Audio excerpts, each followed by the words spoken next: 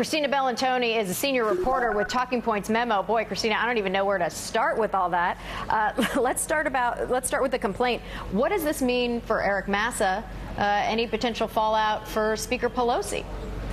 Well, it's unclear there will be any kind of fallout for Speaker Pelosi because she was not alerted to any of these troubling details that were revealed in an extensive Washington Post investigation yesterday until very late in the game. However, a lot of people within his office were quite concerned. The Washington Post report details, numerous conversations and memos that went on about the former congressman's activities with interns and staffers and people that were concerned about him. But the larger picture of this is that he resigned from Congress, so he's not really subject to any punishment from the Ethics Committee. It doesn't mean they're not going to do a formal investigation and do some sort of admonishment after the fact, but really he's not subject to any punishment from them. Now, if he did something wrong criminally, that's a different story. When you read through all the allegations, you've got staffers complaining of inappropriate behavior, touching the conversations, and this goes back to March of 2009. How does this go on for so long?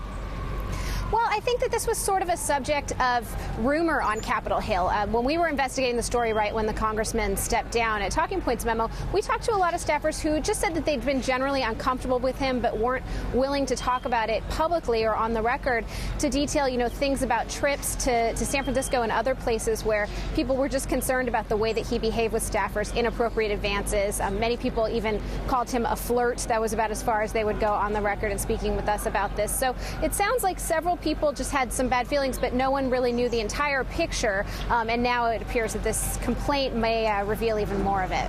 And as we hear from Boehner, he's saying that the Speaker's staff acknowledges that they knew about these problems in Massa's office back in the fall of 2009.